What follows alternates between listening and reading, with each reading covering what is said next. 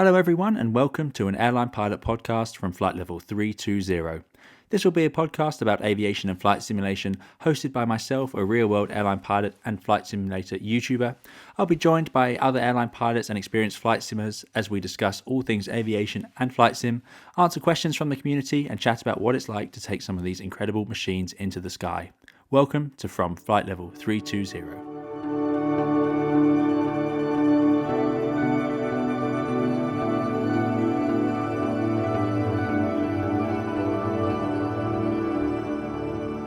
So first things first on the podcast, who am I?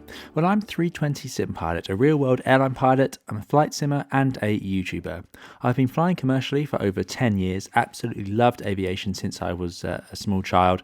I've flight simmed since I could find a computer that I could run any simulator on, which started with Flight Simulator 98. I started a YouTube channel during the pandemic to help Airbus simmers get a bit of context on their real-world use, on the real-world use of the Airbus aircraft. That channel, by some amazing amount of luck and good fortune with the community that has joined me with it, has now grown to over 70,000 subscribers, and I'm proud to say over 1.5 million hours of watch time from the various tutorials and guides that I've put up on the channel, as well as plenty of live streams that we now do. These days on the channel, you'll often see different streams, which we show different airliners. We fly around different parts of the world, and we also look at different sorts of aircraft as well as the airliners, but always plenty of our beloved A320 family of aircraft as we do that along the way. There is also a very active and friendly Discord, the 320 Sim Pilot Discord, with thousands of simmers where we come together to talk about flight simulation and aviation. Why am I doing a podcast now is another good question. I hugely enjoy the interaction with the audience during my live streams. It's a particular treat and a part of the live streams I enjoy a lot. Podcasting is an exciting way for me to try out answering those questions in a bit more of a focused manner, where I have a bit of time to focus specifically on the questions that come to me from the audience and maybe go a bit deeper into some topics that during a stream I may not have the time or capacity to do while we're also flying an aircraft, of course. I can also bring in other guests, other real-world pilots and airline pilots to discuss things, as well as members of the community perhaps and other flight simmers to get a bit more of a rounded view and a few different opinions and insight and a more wide variety of experience on these topics. This will also help people listen to the answers to these questions and perhaps in a bit more of a relaxed manner, or certainly whilst you're cooking, traveling or anything else you happen to be doing that you can't really do while watching a YouTube video.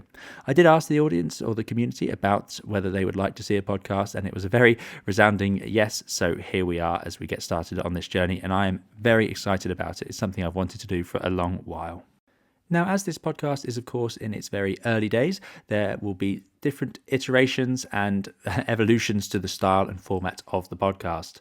I want it to be something that you enjoy listening to and something that works for the community, so I'll be taking in feedback and listening to the audience as we go through.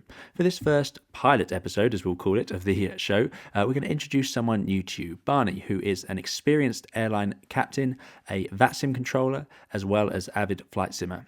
I think they will make an absolutely excellent guest on the podcast. So I've gone through a bit of an interview with Barney where we'll discuss real-world aviation as well as his flight simulation journey into the various roles that he has now taken up in those respective fields. This could be a typical format for when we have a new guest on the show, and then going forward we'll have different shows where we answer questions from the community with either guests that you already know, as well as, of course, always myself being there. 320 Sim Pilot will always be hosting this show. Now, as I said, this format will change as we go through and will adapt to what works best for you as a community, but I think you should really enjoy this episode. Barney provides lots and lots of very experienced viewpoints on flight simulation and real-world aviation, and we'll discuss both throughout the upcoming episode. If you do enjoy this podcast, please, of course, spread the word and subscribe to the podcast wherever you are listening. And, of course, do please head over to my YouTube channel, 320 Sim Pilot, where there's plenty of guides, tutorials, and hundreds of hours of content, all to do with flight simulation and different airliners and indeed aircraft. Now, as I start all my YouTube videos with a disclaimer, I thought it would be appropriate, of course, to have one at the start of the podcast. Please do remember that all things discussed here are the views of the speaker only. They do not reflect the views of our employers. We do not represent our employers on this podcast. This is entirely us as individuals. Nothing discussed on the podcast should be taken as advice or instruction. And as ever, this is not for any real-world use. It's just to give you some extra context on your home simulations. Okay, great. So now let's straight into the interview or discussion that I have with Barney, and I hope you enjoy it. So, welcome to the show to Barney, who is an Airbus captain of many years' experience, a VATSIM controller, and an absolutely avid flight simmer. So, a real treat to have him join us on the show today. So, hello to you, Barney. Hello, thank you for having me. It's nice to be here. Yeah, very welcome. Thank you for coming along and taking some time out of your day to chat with us today on this very first, That's all right. Yeah. as you suggested earlier, pilot episode of the 320 Sim Pilot podcast. Yeah. Or I don't know if I've told you the name. It was voted for by the audience on a stream a little while back. It's going to be the Flight Level 320 podcast, Oh, or at Flight Level fantastic. 320, something like that. Yeah. So that's where we're Why aiming. why 320 out of interest? Well, 320. Oh, of course, yeah. God, Yeah, it's all bit slow. Yeah, there you well, go, yeah. and it's yeah, the audience is further ahead than I am because they came up with that one That's and brilliant. That's a good prompted. name. Yeah, it's good, isn't it? Yeah. So Barney, as I gave you a little bit of an intro there, but yeah, would you fancy giving us a little bit of a rough background of yourself? Yeah, so I've been flying a while since I was quite young. Um and I've been on the Airbus, flying the Airbus for about 10 years now, and been a captain for about four of those. It's been absolutely fantastic. I still get to fly outside of commercial flying, which is brilliant. So I get to do a mixture of things, including flying like single engine aircraft, multi-engine aircraft, and of course the A320, which I love. Yeah, so I'm also I enjoy VATSIM, and I do a lot of flying on flight sim. So I kind of a massive av geek really. So that's about it. That's why I'm here, I think. Yeah, excellent, excellent. Well, thanks for coming on. You've got a whole wealth of experience, of course, in all of those fields, which is really great. And you are also a VATSIM controller. Yes, I am, and I'm in the process of doing some further training, which is great to allow me to continue up the ranks of VATSIM. It's Which a hard process, isn't it? That yeah, it's absolutely fantastic though how realistic they actually make it, or how realistic they want it to be. It's just I've learned so much just doing the training that I after even flying in the real world for 10, 11 years, I didn't know. It's really cool. oh, Really that's yeah, enjoying it. that's great. And yeah, every time we go on the VATSIM on the channel, we get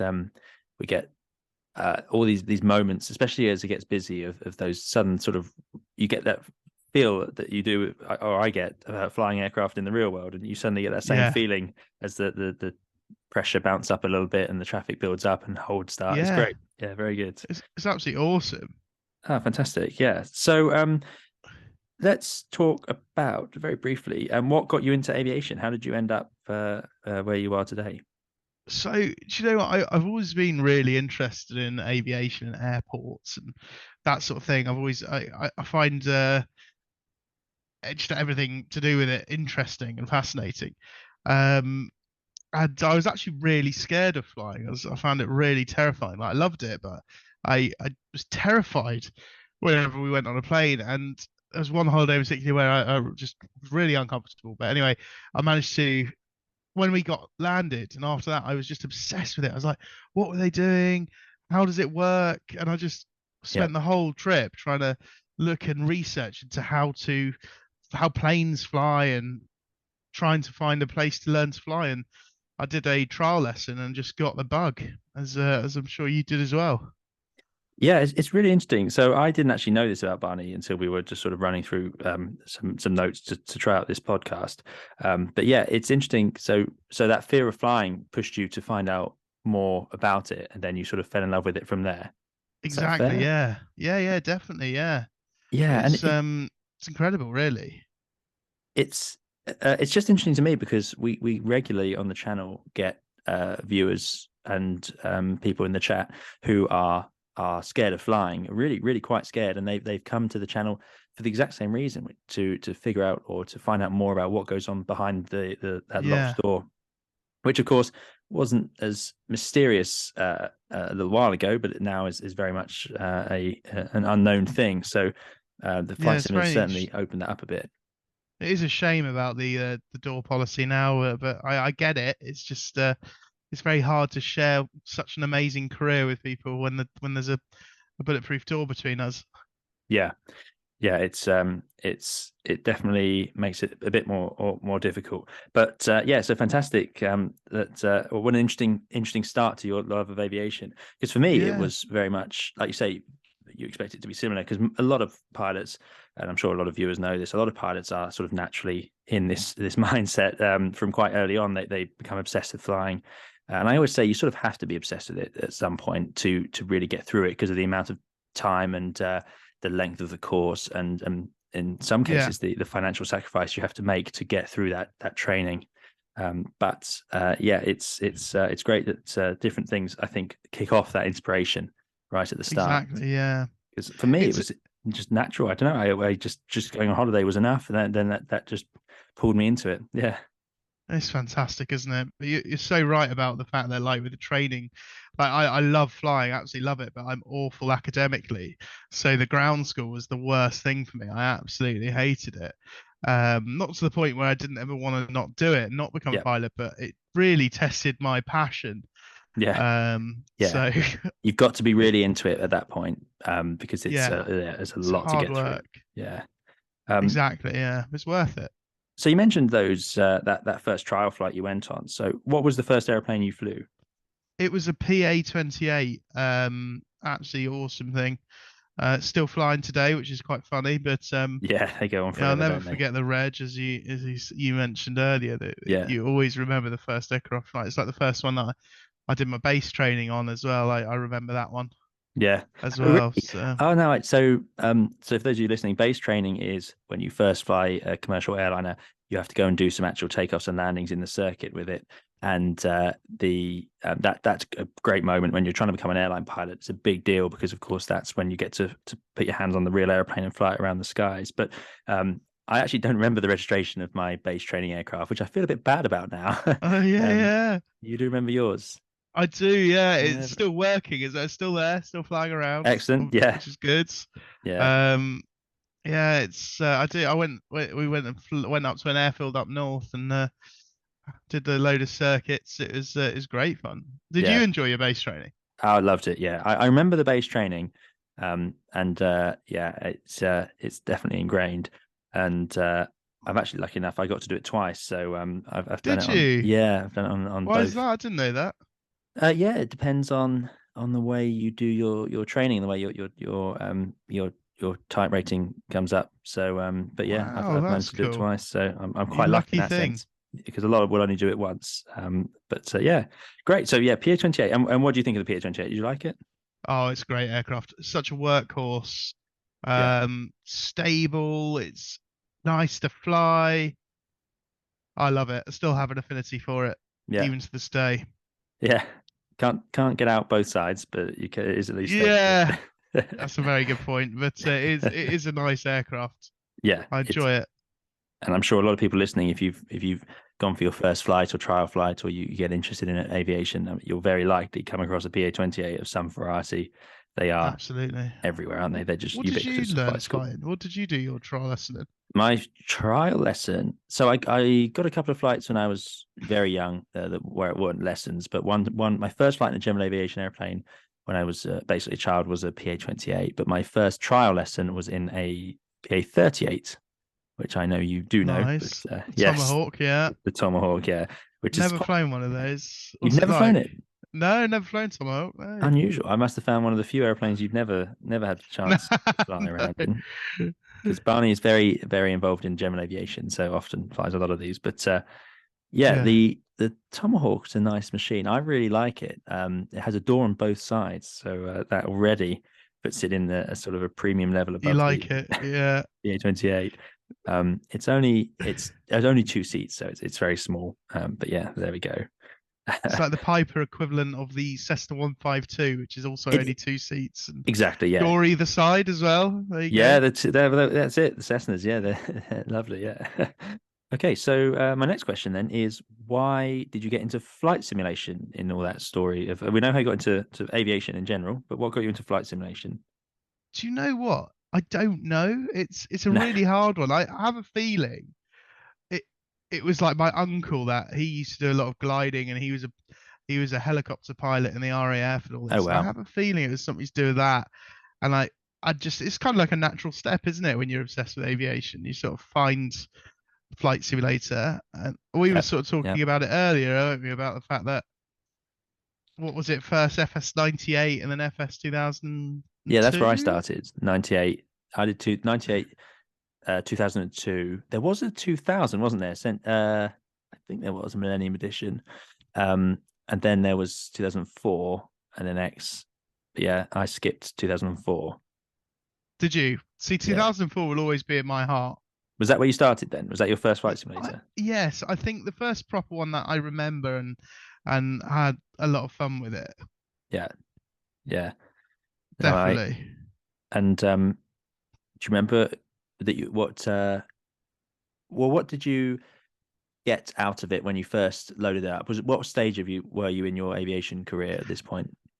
Do you know what it was? I remember we used to go up to Edinburgh a lot, and I remember always going on BMI, which is the airline out of Heathrow that Yep. doesn't exist anymore, unfortunately.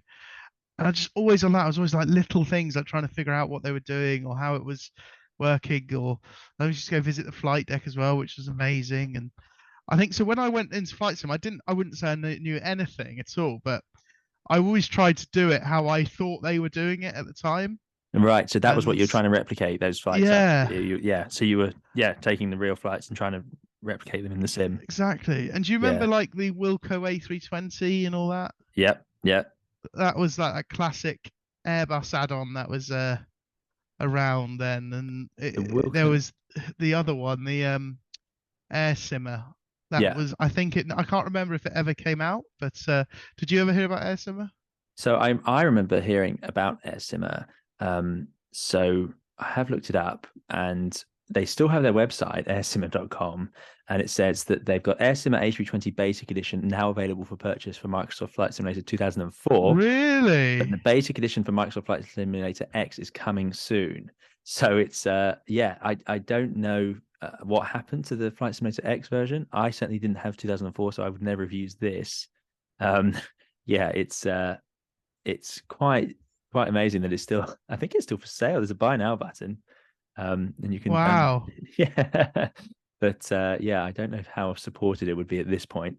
It was out a long No, time ago, but I do it's remember. probably I remember not. these photos even. It's probably not worth the risk of trying to buy No, it, but no, I it's don't know who's running this now, but it's yeah. funny enough. They have a BMI livery on their media page, so there Oh, you go. do you know what? Yeah, that brings back a lot of memories. That does. Yeah. And those of you Yes. who don't know BMI, so on my channel we fly a lot of older airlines, but on my streams. But this BMI livery is very nice. Has a big red tail, and I don't think we've actually flown the later BMI livery on the No, channel at all. But yeah, it I'm looks gonna very have a look at detailed it for an quickly. Airbus. I've got to say, like it does look very good. I'm seeing lots of 2D panels, of course, which is not a thing we see these days in Yeah, simulator land. But it does look very Airbusy. There's no doubt about it. yeah, it's really cool. It was yeah, but now So obviously did with the you have that? Phoenix and stuff, it's just incredible what we've got now. Did you have the air simmer? Did you use it? I have a feeling I did, but I It think all the blurs into computer at the one. time wasn't as powerful as it needed to be, so it struggled a bit to do it. Well, yeah, and this was the problem I had, which was I was using FS98 in the mid 2000s because, of course, my computer couldn't run anything better, and then I got a slightly better computer where I could run 2002, and then I had to get a whole new computer for FSX, and that barely ran that. I mean, at Oh launch, yeah. FSX was astonishing to try Oh, and it was run that. impossible, wasn't it? It Yeah, just hardly worked. it was amazing, and especially on the recommended specs, which were a pretty uh, uh, creative use of minimum specs Yeah. were quite, yeah, it was quite tricky. But there we go. No, Because you're 100% right.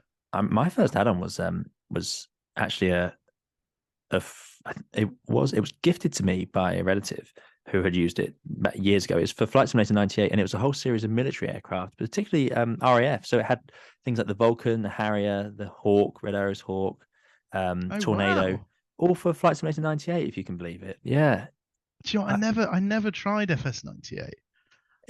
see, that's where I started, or 2D panels.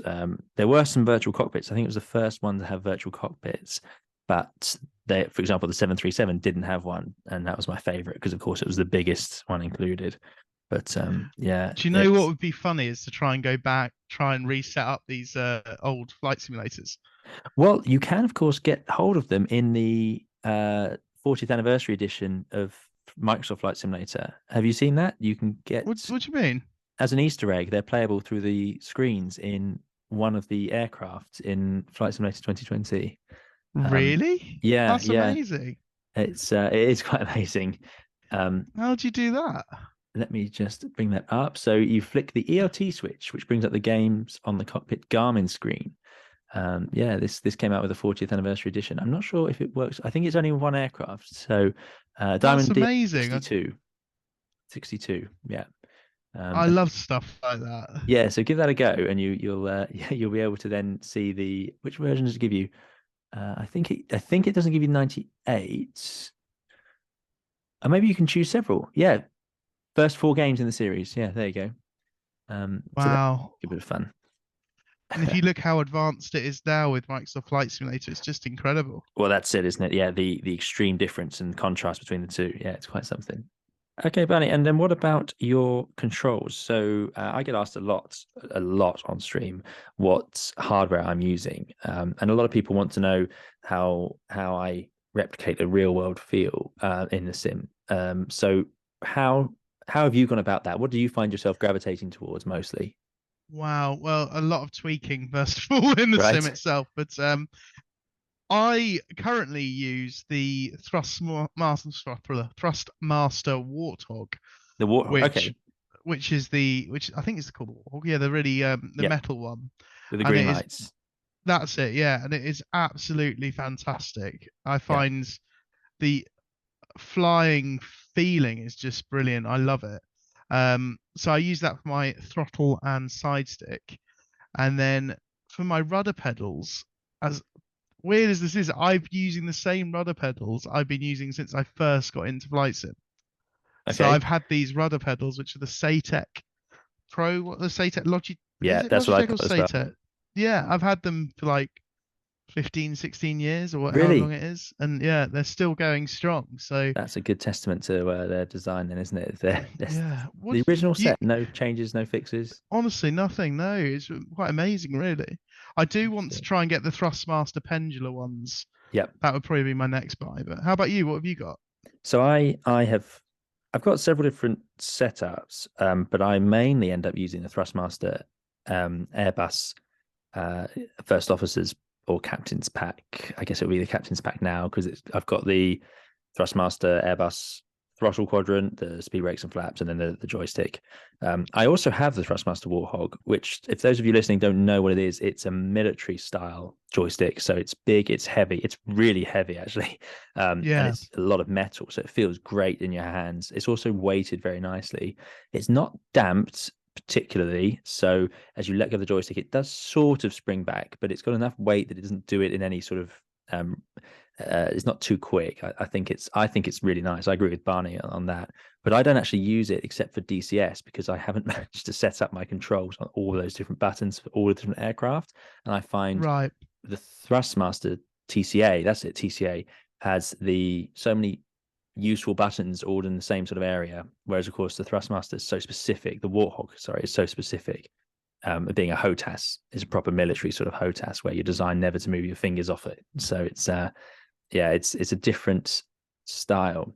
But I do have the exact same pedals because I think pedals often get neglected the most. It's the one I could definitely live without pedals, but I really like having them when I'm trying to land in a crosswind on the stream. Yeah.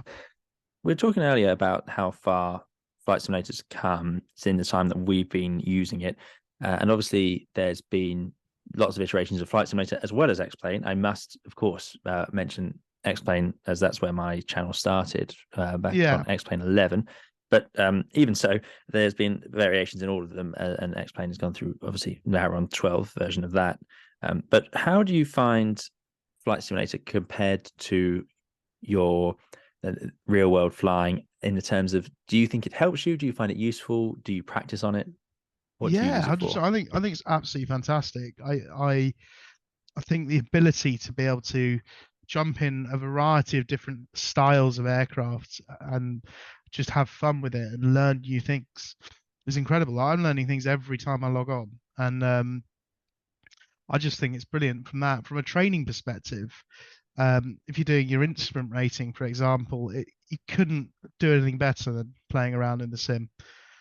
Even with VATSIM as well, with the real air traffic, it just adds such an amazing thing to your flight training. Yeah, And with the A320 itself, like the Phoenix is such an incredible platform that I can't fault it. There's a few quirks, but it generally is so impressive. I think it's unbelievable.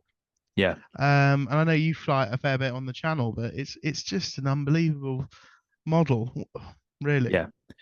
So yeah, I totally agree with the. I I definitely think the instrument rating bit you said there is really important. Like Yeah, that's where I've gotten my a lot of value out of Flight Simulator has been being able to practice the scan and the trimming, and even less than the trimming, I suppose, just the scan, just keeping your eyes moving, trying to soak in your airspeed, your pitch, your heading, your pitch, your altimeter, your exactly. pitch, your VSI, your pitch, and being able to drive yourself back in. That is quite something, isn't it? But as you say, the Phoenix and of course the fly-by-wire A32NX. I don't know. Have you used that recently? I haven't recently, but I've read quite a bit about it. It does seem incredible what they're doing. It is. It's again, it's not complete. And I say this a lot on my streams. It's not complete, but it's just come so far, and the amount of features it has, I've never seen. Well, I have seen other freeware like it, but not of the Airbus. It is. It's really good, but of course, things like the Zebo 737 are also absolutely brilliant. But Yeah, yeah, which is amazing that Zebo is free. It still blows me away. yeah, it is. It is, and same It's same for the fantastic. ACJ Next. The work these people put into these, it's just again, it just shows that passion and enthusiasm people have specifically for aviation. They're willing Yeah, to put their time into it like this. I And thought the fly-by-wire 380 video looked absolutely incredible. yes, yeah, absolutely. So we're recording this when that there was a recent interview out, and a video, some of the first footage of the fly-by-wire A380X, and it looks amazing, doesn't it? How exciting! Have you Yeah, ever it's. used we haven't had many A380s even payware, have we, over the years? I All don't these think different there's ever sizes. been one, has there? Apart from the really awful renditions. Yeah, But I think there was there a Wilco one. There may have been a Wilco one. I It's don't know. you used to get those big packets, didn't you, of several aircraft all at once, Yeah, like the whole long haul Airbus or whatever. You didn't that's have it. any of them. Yeah, I personally Yeah, there was a Wilco haven't seen ever A380. seen one. Yeah, so we've not seen a high quality 380 for a long time, certainly, and I've never used one. So yeah, it'd be very exciting to see that one arrive. And Yeah, what do it's you really exciting. a phrase that I often talk about on the channel is study level. We hear it a lot. Is this going to be study level? Do you think this add-on is study level? What do you think the study level means? And do you think it's achievable in Flight Simulator to be something that is study level? Yeah, I do. Well, study levels change so much over the last few years. That's what I found. Like Yeah, study level back in FS 2004 is completely different to where we'd see study level now. But I would say study level in the flight sim world for me is something like the Phoenix. But yeah, I think if you're comparing it, is it study level for the ability to be able to use it for professional training? I think there's it needs to be absolutely perfect for that. And there's still a lot of systems and stuff that can be integrated into it, which they're doing. But I'd say in terms of flight sim, yeah, study level, I'd say the standard now is unbelievable. yeah. And even down to like the light aircraft, like the Just Flight PA-28s and stuff like that. They I would class them as study level. The ability to be able to prepare for your flight training, like PPL skills tests and stuff, is just incredible. Yes, and of course, those have the advantage of being, I suppose, simpler aircraft in some ways. Although there's Yeah, lots to capture the essence of a general aviation aircraft is obviously still a remarkable amount of work. But exactly. the scenery available to you in Microsoft Flight Simulator is so good for general aviation. VFR flying in particular, isn't it? It's so amazing that you can do your qualifying cross country with a realistic representation of what you might see out the window. I still can't get over the scenery. I really Yeah. can't.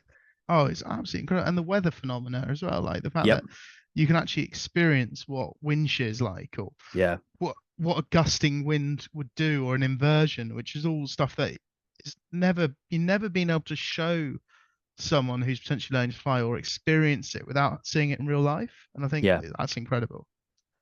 Yeah. Um, I totally agree. I find something I really like is with the weather is the rainfall and then the sort of mist in valleys in particular as you go over oh the yeah, Alps and in the valley over Milan. Really amazing when you can see that in Microsoft Flight Simulator because it just looks perfect. Like, I don't know how they've done it to look so spot on. No sort of clipping. It doesn't go in and out of the mountains or anything like this. It all just looks just right. Yeah, really good. yeah, it's absolutely amazing. Like they've really nailed it. And so, Barney, talking about flight sims and how far they've come as well, what do you think's what are you looking forward to in the future of flight simulation? What do you think's missing or something you'd like to see done? What would I like to see done? Oh wow, that's It's a such a big good question to throw question. at you there. Uh, do you know what? For me, I just think the variety is key. Okay. I think we need the more variety of aircraft there are out there, the more variety of like airfields and airports you can visit. I think it's just what we need. I Yeah. really do. I think things like the 380 being done by fly-by-wire is fantastic. I wish there'd be a 340. Yeah. I just think Well, if variety you is could bring the yourself to try spice of X life, Plane, isn't it? you could have a Yeah, I 340. know.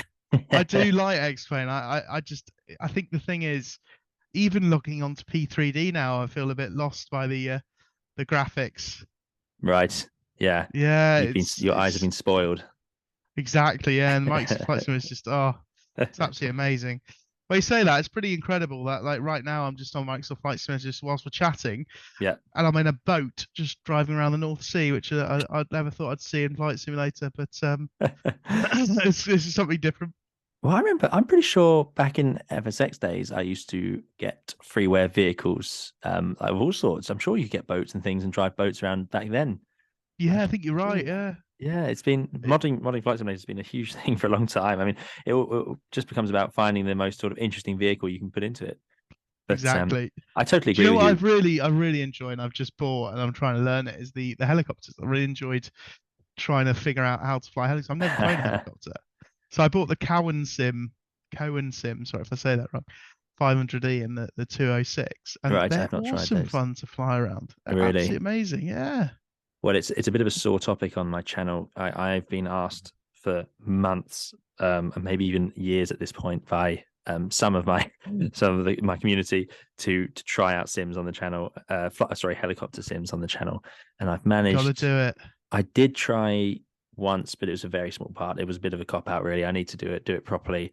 So that's interesting. So I'll take a look at those as well. But it's definitely on the cards. So yeah, no, absolutely, I agree. The variety is a real treat. So hopefully we'll see more of that as the flight simulator sort of develops along.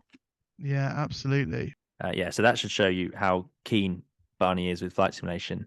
That not only does he fly for his living, but he's also, whilst doing a podcast about flight simulation, flight simming at the exact same moment. So there you go. If anyone needed proof of enthusiasm.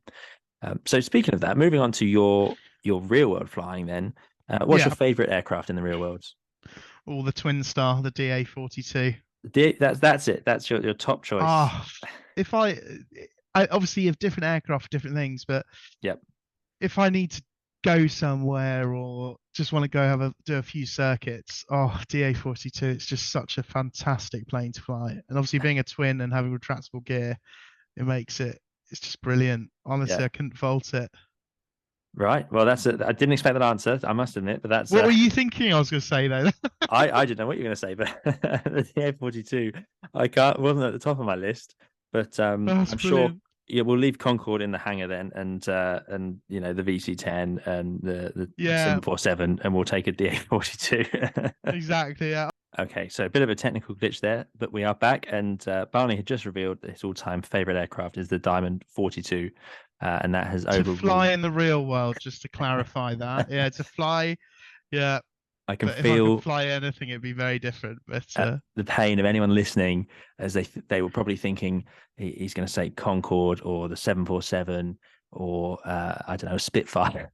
So we yeah, ended exactly. up Yeah, with a Diamond 42. they're great planes. But if I could fly anything, like any commercial airline, it has to be the jumbo.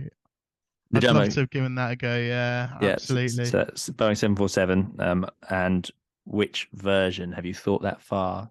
Yeah, Because I think for me it'd be the 400 because that was the one that 400. I always used to go on holiday. That'll be the same for me. Yeah, 400. That would be. I don't Yeah, know if that's my favorite airplane, but in terms of the choice between those two, I think it'd be 400 as well. Yeah, but yeah. I'm sure there's plenty of people out there. I mean, we in X Plane land, we have, of course, a very high detailed Fearless 747-200, which is that's really fun to fly. You'd really enjoy that, I think, if you gave that one a go. Oh, Um, nice. that's using INS is very similar to sort of Concorde's flight deck in the sense that it's just all steam gauges, but it's obviously not Isn't as advanced. What about, so we've done favorite aircraft. What about your favorite destination? It doesn't have to be too specific. And obviously, you've been flying for a long time, so you'll have changed routes and so on many times. But yeah, is there anywhere you really, really like going to? And it could be obviously general aviation as well. in terms of flying, I'd say it's a really good question. Do you know what? I do really enjoy Faro. I've Baro. always enjoyed flying to Faro, yeah, because it's good fun for a visual approach. Right. Yeah. And I No, think not it's much not a visual terrain. approach. Yeah, it's not a visual approach that's slightly stressful, but it's just a really nice flight, I think. It's good length and all that, yeah. Brilliant. Can't Faro's argue with my that. yeah. We've done Yeah. Faro on stream before. It's yeah, I like going there. It's very nice and very picturesque as you head in. Um, Yeah, it's beautiful. I'm How curious about to you? see. What's your favorite? I knew you'd ask. I get asked a lot that question a lot. And for me, I've got a few. I really like some of the Greek islands. So Corfu is Oh yeah. on a nice day. Corfu is particularly fun. I think that final approach as you come down the side with the hills on your left, and then that sort of the last minute line up with the runway is something we don't see very much in modern aviation. So I really like that.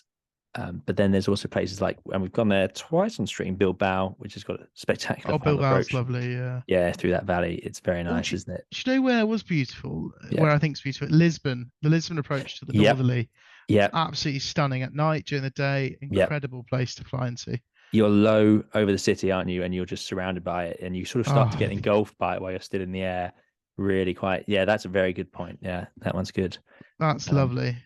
yeah, and speaking of that, then Naples, which I have been to on the channel a few times, where you come in over the sea and then you come offset on the ILS approach over the Yeah. town, and it builds up around you, and you've got a volcano on your right, which is not something you have in many places. So yeah, um, Yeah, that's a good point.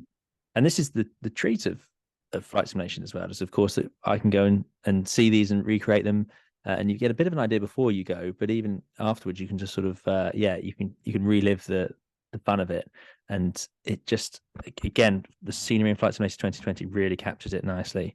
Yeah. On both of those, all of those approaches we've listed, actually, I think it's very good at. Great, Yeah, it's yeah. absolutely fantastic. And what would you say is your favorite part of your job? Oh, do you know what?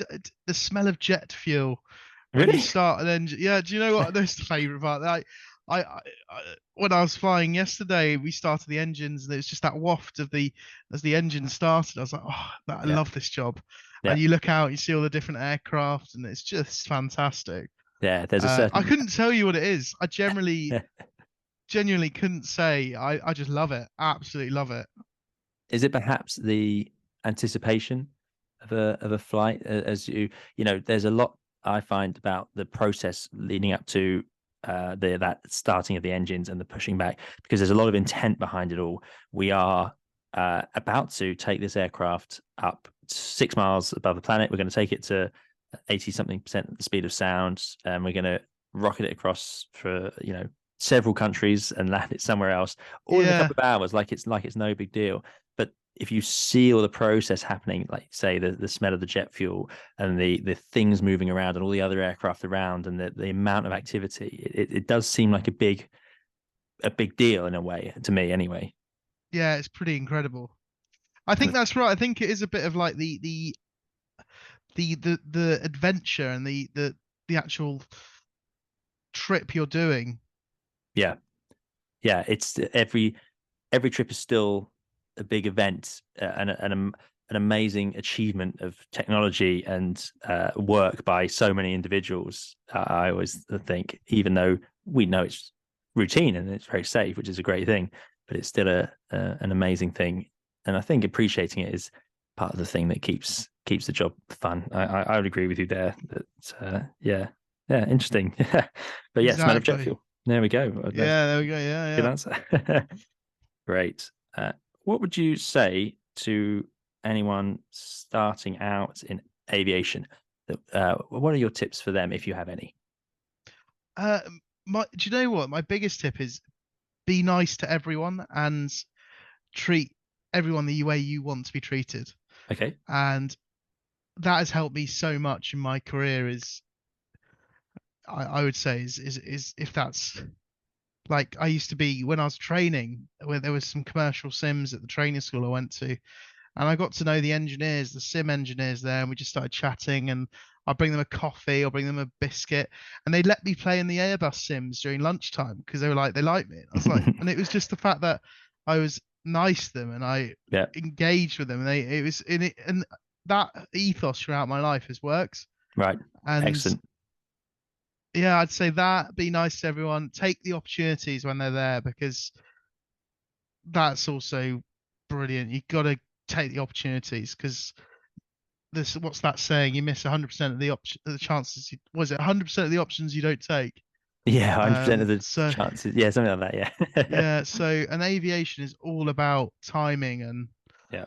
and being in the right place at the right time, and it's fantastic. It's such an incredible career.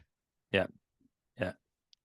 Uh, That, and I can attest to the fact that Barney is very nice. So that is definitely true and not just being no. said.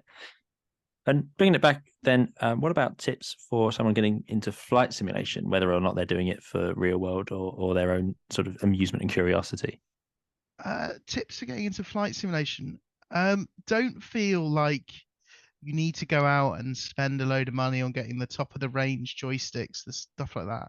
All of it is pretty good, and I think there isn't a financial barrier as to flight sim as it is to real world flying. So don't feel like you need to go spend a couple £100 on a joystick. Just go get yourself a basic joystick. Go down to CEX and the high street, that shop, and just get yourself a joystick and just plug it in, have a play with it, and it will. The flight sim nowadays is so good that it does give you that kick that you need from that you get from flying in a real aircraft, I find. I'd just say for people elsewhere in the world, CEX is a sort of second-hand shop that you can take in old computer parts and video games and so on, and then they'll sell it on. So it's a way of getting stuff at a reduced price over new. Yeah, exactly. It's really good. But in terms of VATSIM and flight sim in general, is like if you want to get involved in it, never be afraid to ask for help or ask questions, Yeah. because people in this hobby, they're so passionate and love it so much that they want to help other people and get other people involved in it. So Yeah. that's another big thing. Ask questions. Yeah. I totally agree. It's it you never get anywhere without, and we've all asked the questions that might be we think aren't, like, even if sometimes a question feels silly or daft or obvious, but you still can't get the answer, just ask it, because you won't be the first person or the last person to ask that question, and it's not a problem. I remember when I first got into flight simulation, and I got totally stuck trying to clear a discontinuity. I could just about load up an FMS. I had the 757, the Captain Sim 757, and I couldn't clear a discontinuity. So I could never make a flight plan tie up to an approach. And I couldn't solve it. So in the end, I had to actually email my virtual airline and ask them, please help me. Like, how do I do this? And it's so obvious now. I can, there's several ways to do it, and it's second nature. But at the time, it just wasn't. And it's the exact Yeah. same thing with the Airbus. I couldn't turn on the engines. So Yes. Yeah. these are all things that, I think that's great advice, just asking those questions. Going back to Yeah. the financial barrier, I think it's really interesting the last few years how that's changed, because of course to run FSX, we talked earlier about how I think there was quite a high barrier. The reason I was using FS98 was because I didn't have the money to go and buy a better computer to run a more modern sim. And now, if you have an Xbox, you could, which a lot of more people have an Xbox than had a high-end PC, of course, I would imagine. I don't know actually if that's true, but Yeah, it'd be an interesting statistic, wouldn't it? It feels more accessible to me. I mean, having a games console versus certainly they're cheaper than a fully fledged gaming or simming PC. So it's definitely opened, I think, the door a lot more to have it available on Xbox. And what I would have given as a kid to be able to play Flight Simulator on my PlayStation or something like that. I mean, goodness me, that would have just been an absolute game changer.